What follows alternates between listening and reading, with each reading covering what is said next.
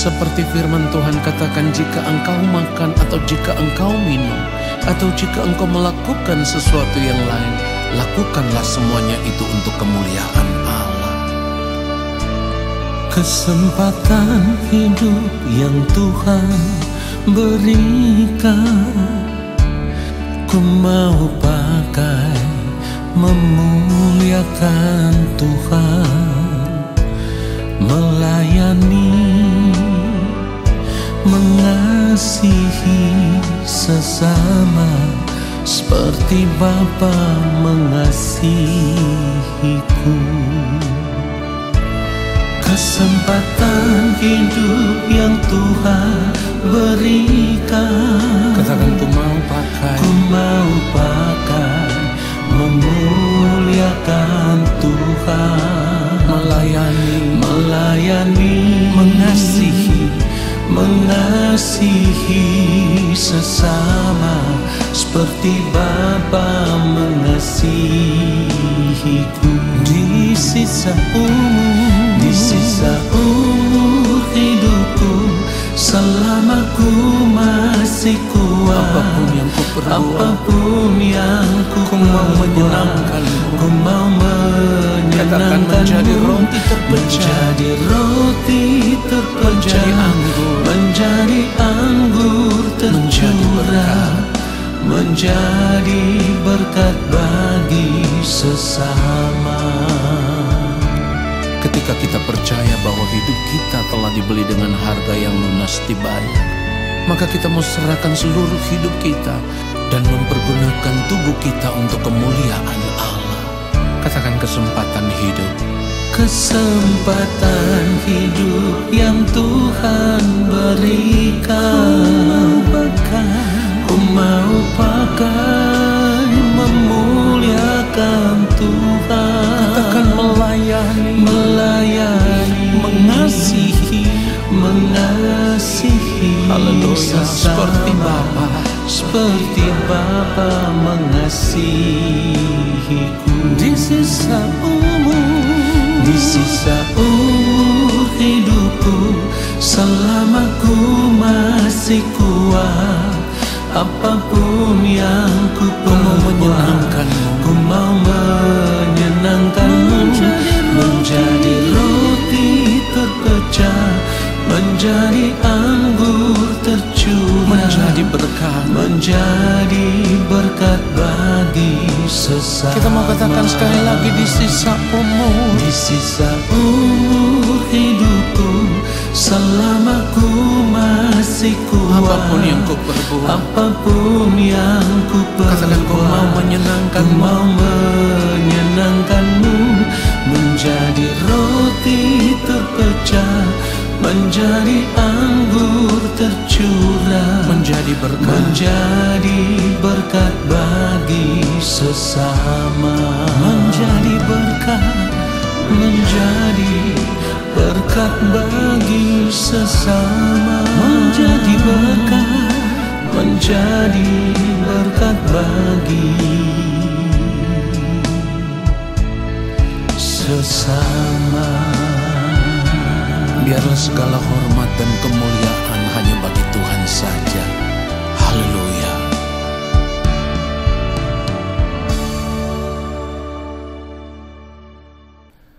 Mari kita siapkan hati kita untuk menerima kebenaran firman Tuhan saat ini. Yang Maha Mulia, Allah Bapa kami yang ada di dalam kerajaan sorga,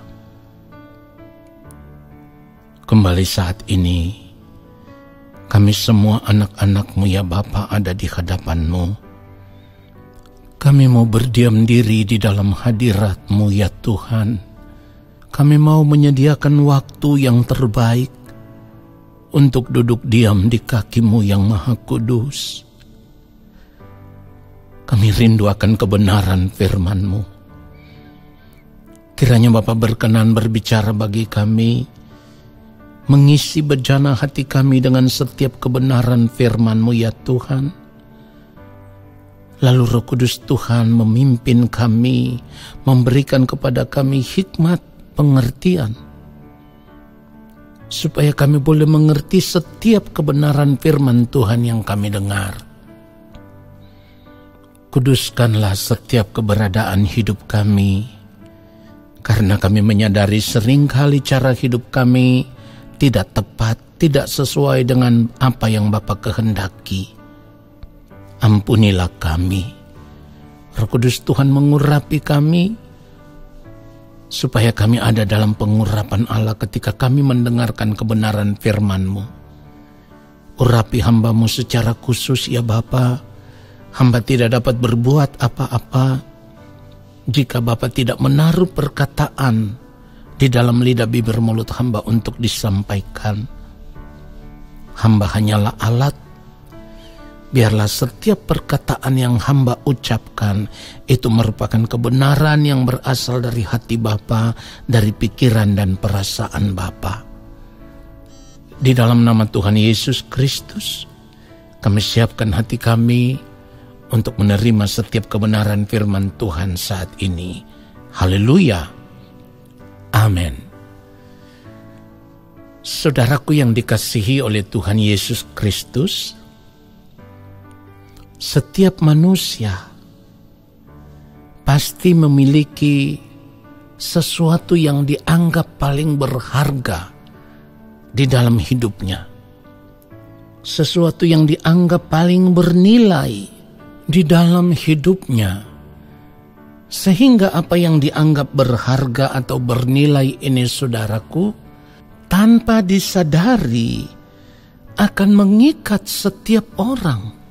Ya, ada orang yang mungkin menganggap rumahnya itu yang paling bernilai, paling berharga karena dibangun dengan model yang sangat terbaru atau model yang semakin modern gitu ya, sesuai dengan zaman saat ini.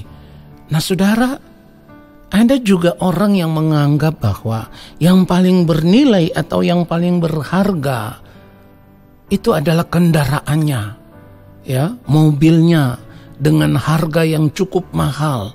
Bahkan untuk mendapatkan mobil tersebut harus diimpor ya dari luar negeri, dan terkadang tidak sedikit orang yang rela untuk membayar mahal sebuah mobil yang harganya mungkin cukup fantastis, karena bisa saja mobil tersebut diproduksi secara limited edition, saudara. Artinya terbatas sekali dan mungkin di dunia ini hanya ada beberapa gitu ya.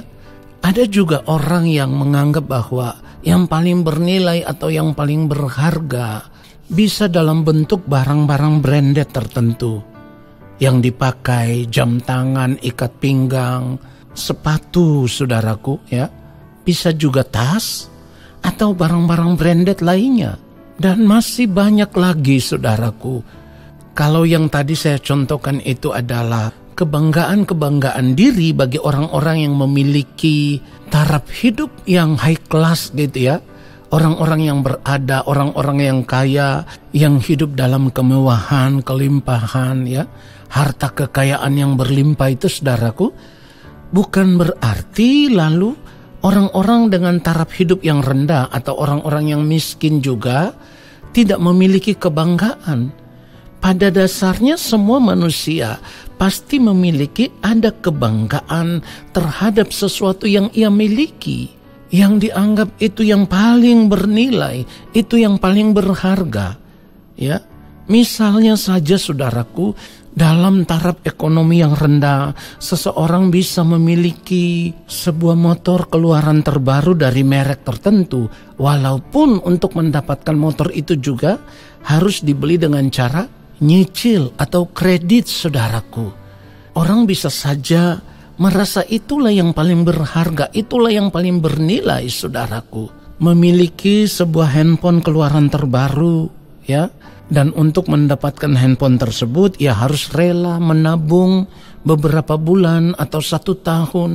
Tetapi ketika bisa memiliki barang tersebut, itu ada kebanggaan tersendiri.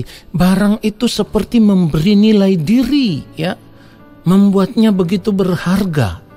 Nah, saudara yang dikasihi oleh Tuhan Yesus Kristus, ini contoh-contoh kehidupan di mana manusia itu begitu terikat dengan segala sesuatu yang ia miliki, apapun bentuknya, saudaraku. Jadi mulai dari orang kaya sampai orang yang taraf hidupnya rendah atau yang miskin, pasti memiliki kebanggaan terhadap sesuatu yang dianggap paling bernilai atau paling berharga di dalam hidupnya.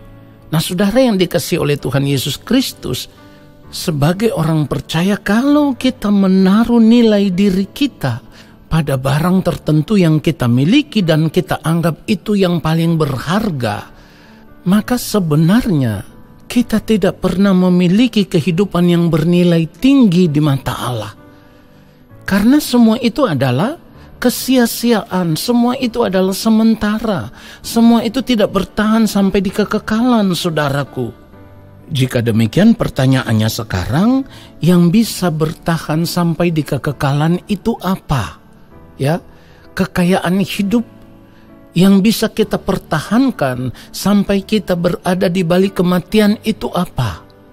Hanya satu-satunya kekayaan hidup kita yang bernilai tinggi yang bisa kita bawa sampai kita berada di balik kematian adalah manusia batinia yang benar-benar ditemukan serupa dengan Kristus. Kalau kita melihat kebenaran firman Tuhan, 1 Petrus pasal yang ketiga, ayatnya yang keempat, dikatakan begini, tetapi perhiasanmu ialah manusia batinia yang tersembunyi dengan perhiasan yang tidak binasa, yang berasal dari roh yang lemah lembut dan tentram dan sangat berharga di mata Allah. Ini adalah kekayaan hidup yang bernilai tinggi. Manusia batinia yang benar-benar berkenan di hadapan Allah Bapa itu adalah kekayaan hidup yang bernilai tinggi. Jadi sekalipun kita orang yang kaya, kita orang terpandang, kita orang terhormat, kita orang yang paling hebat, ya, memiliki harta kekayaan yang berlimpah. Tetapi kalau tidak memiliki manusia batinia yang ditemukan Tuhan berkenan di hadapannya, kita menjadi orang yang paling miskin di dunia ini, saudaraku. Sebaliknya, sekalipun kita adalah orang biasa saja, ya, kita tidak hebat seperti orang lain. Bahkan boleh dikatakan taraf ekonomi kita adalah taraf ekonomi yang rendah. Tetapi ketika kita memiliki manusia batinia yang benar-benar berkenan di hadapan Allah, ini adalah harta kekayaan yang bernilai tinggi dan tidak dapat diganti dengan apapun. Saudaraku, oleh sebab itu, apapun keadaan hidup kita saat ini, kita tidak perlu malu. Kalau kita tidak memiliki taraf hidup seperti orang yang berada, tidak perlu malu. Karena di dalam kekurangan sekalipun, kalau kita mau mengucap syukur di dalam segala hal, inilah yang berkenan kepada Allah. Orang yang mau mengucap syukur di dalam segala keadaan itu adalah orang yang sedang merawat manusia batinianya untuk semakin hari semakin berkenan di hadapan Allah Bapa di sorga. Saudara, ada kunci kehidupan bagi orang percaya yang sebenarnya seringkali kita lewatkan begitu saja. Kita tidak mengenakan itu di dalam kehidupan kita. Kunci kehidupan itu adalah dalam segala keadaan kita harus tetap bersuka cita senantiasa. Dalam segala keadaan kita harus tetap berdoa. Dalam segala keadaan kita harus tetap bisa mengucap syukur dalam segala hal. Firman Tuhan katakan di dalam 1 Tesalonika pasal yang kelima, lalu kalau kita baca ayat 16, 17, 18, firman Tuhan katakan bersukacitalah senantiasa. Lalu ayat 17, tetaplah berdoa. Ayat 18, mengucap syukurlah dalam segala hal, sebab itulah yang dikehendaki Allah di dalam Kristus Yesus bagi kamu. Mengerti akan kebenaran ini, kita akan semakin memahami bahwa nilai hidup kita tidak terletak kepada apa yang kita miliki, ya, tidak terletak kepada rumah bagus yang kita miliki, tidak terletak kepada mobil mewah yang kita miliki, tidak terletak kepada barang-barang branded yang kita miliki. Nilai hidup kita juga tidak terletak kepada emas permata atau seberapa banyak deposito di bank yang kita miliki atau harta kekayaan dalam bentuk yang lainnya, saudaraku. Ya, saudara yang dikasihi Tuhan, yang paling berharga di dalam kehidupan kita sebagai orang percaya adalah ketika kita tetap bisa bersuka cita di dalam segala keadaan, ketika kita tetap membangun persekutuan dengan Tuhan di dalam doa. Ya, firman Tuhan katakan tetaplah berdoa. Ketika kita bisa mengucap syukur di dalam segala hal. Sebab itulah yang dikehendaki Allah di dalam Kristus Yesus bagi kita sebagai orang percaya, saudaraku. Jadi kita tidak perlu merasa minder ketika kita melihat kehidupan orang lain lebih baik daripada kita. Kita tidak perlu merasa malu ketika kita melihat hidup orang lain lebih kaya, lebih mewah, sedangkan kita hidup apa adanya. Itu tidak dinilai oleh Tuhan. Yang dinilai oleh Tuhan di dalam kehidupan kita itu satu, apakah manusia batinia kita sama seperti yang dimiliki oleh Kristus atau tidak? Apakah manusia batinia kita sama seperti yang dikehendaki oleh Allah Bapa di surga atau tidak? Karena kalaupun kita melihat keadaan hidup kita tidak sehebat orang lain, tetapi kita mengerti kebenaran firman Tuhan yang selalu mengajarkan kita, cukupkanlah dirimu dengan apa yang ada padamu. Perhatikan itu, saudaraku. Yang Tuhan mau kita hidup sebagai anak-anak Tuhan dengan cara hidup yang demikian. Karena kenapa?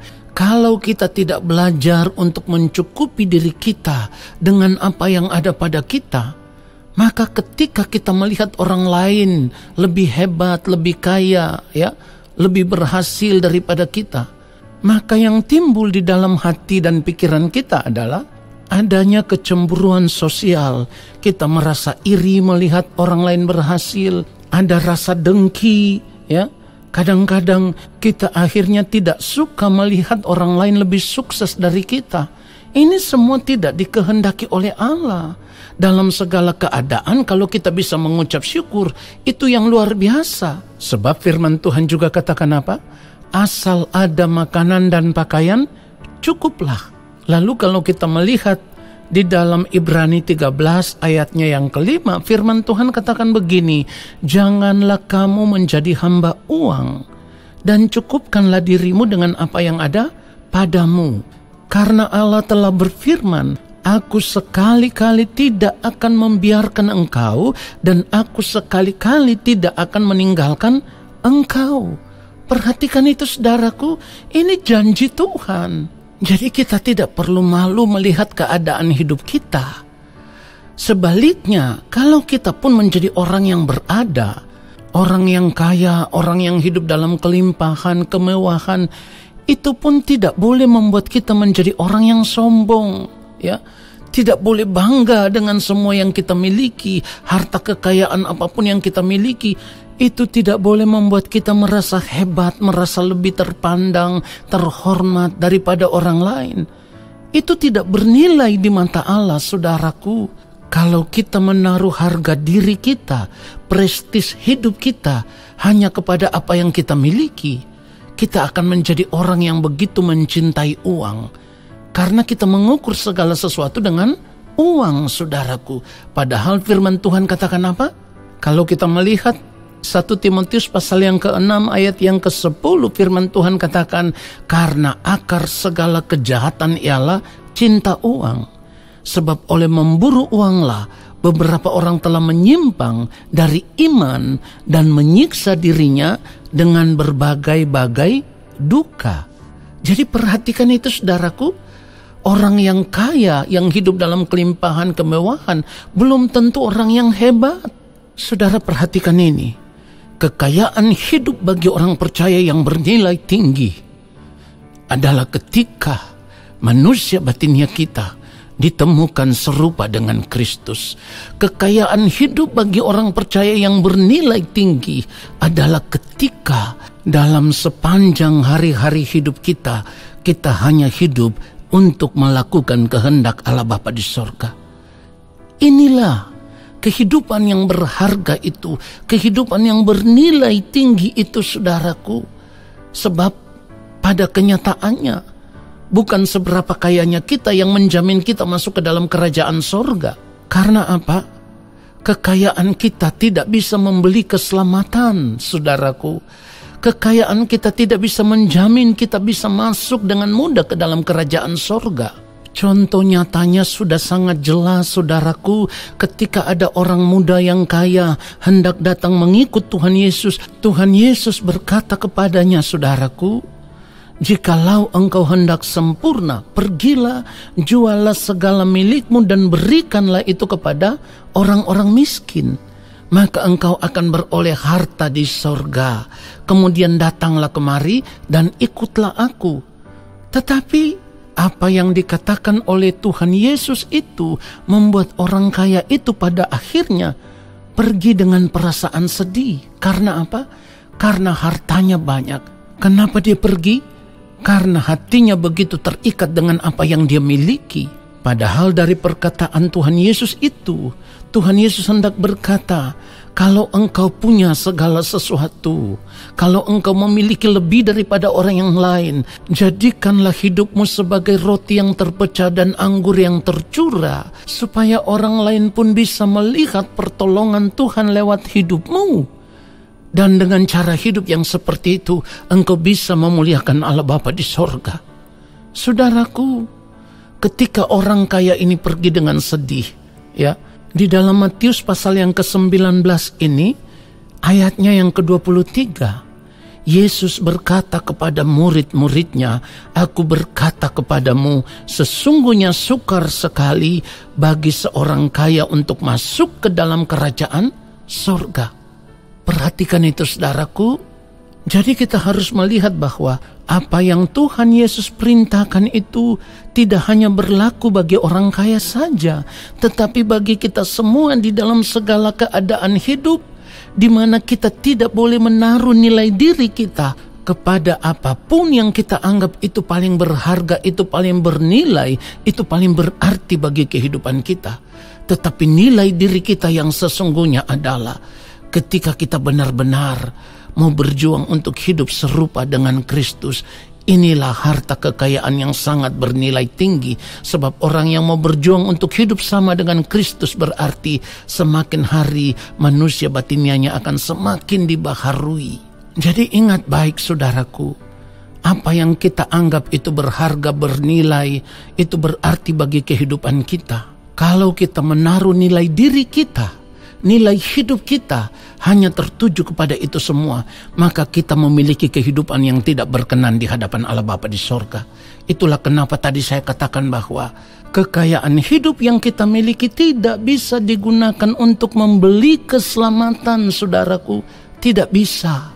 Saudara lihat, Tuhan Yesus berkata kepada orang muda yang kaya itu, dia pergi dengan sedih karena hartanya banyak. Padahal yang Tuhan Yesus katakan, pergilah jualah segala milikmu dan berikanlah itu kepada orang-orang miskin, maka engkau akan beroleh harta di sorga. Perhatikan itu. Jadi harta kita yang sesungguhnya bukan apa yang kita miliki di dunia ini, tetapi harta kita yang sesungguhnya itu adalah ketika kita bisa mengucap syukur di dalam segala hal, ketika kita terus memiliki persekutuan dengan Tuhan setiap hari, ketika kita tetap berdoa, ketika kita tetap hidup di dalam ketaatan untuk melakukan semua kehendak Allah Bapa di sorga, sekalipun di dalam perjalanan hidup itu ada penderitaan hidup yang seringkali kita alami. Ada masalah hidup yang membuat kita merasa seolah-olah tidak mampu lagi. Tetapi kalau kita tetap mengucap syukur di dalam segala keadaan, karena itu yang dikehendaki Allah di dalam Kristus kepada kita, maka Bapa di sorga akan mengulurkan tangannya dan menolong kita tepat pada waktunya. Sekali lagi saya katakan, tepat pada waktunya, sebab seperti yang firman Tuhan katakan, 1 Korintus pasal yang ke-10 ayat 13 dikatakan pencobaan-pencobaan yang kamu alami ialah pencobaan-pencobaan biasa yang tidak melebihi kekuatan manusia. Sebab Allah setia, dan karena itu Ia tidak akan membiarkan kamu dicobai melampaui kekuatanmu. Pada waktu kamu dicobai, Ia akan memberikan kepadamu jalan keluar sehingga kamu dapat menanggungnya. Saudara, perhatikan baik. Ketika kita hidup sebagai orang percaya, kita arahkan pandangan kita hanya tertuju kepada Tuhan dan kerajaannya. Disitulah akan selalu ada kekuatan yang baru. Karena kita tahu kita memiliki pengharapan yang benar, di mana ketika kita hidup sama seperti Kristus telah hidup, maka di balik kematian nanti kita akan diterima sebagai anak-anak Allah Bapa di sorga yang sah di dalam kerajaannya. Tuhan Yesus memberkati kita semua. Amin. Saudara yang dikasihi oleh Tuhan Yesus Kristus, mari arahkan hati kita di hadapan Bapa di sorga. Angkat tanganmu kepada Bapa di sorga dan terimalah berkat-Nya. Segala berkat kasih karunia daripada Allah Bapa di sorga, rahmat cinta kasih yang berlimpah-limpah dari Gembala Agung Tuhan Yesus Kristus di dalam persekutuan dengan Roh Allah yang kudus turun atas kehidupan kita semua, menyertai langkah hidup kita semua, memberkati kehidupan kita semua saat ini sampai selama-lamanya. Amin.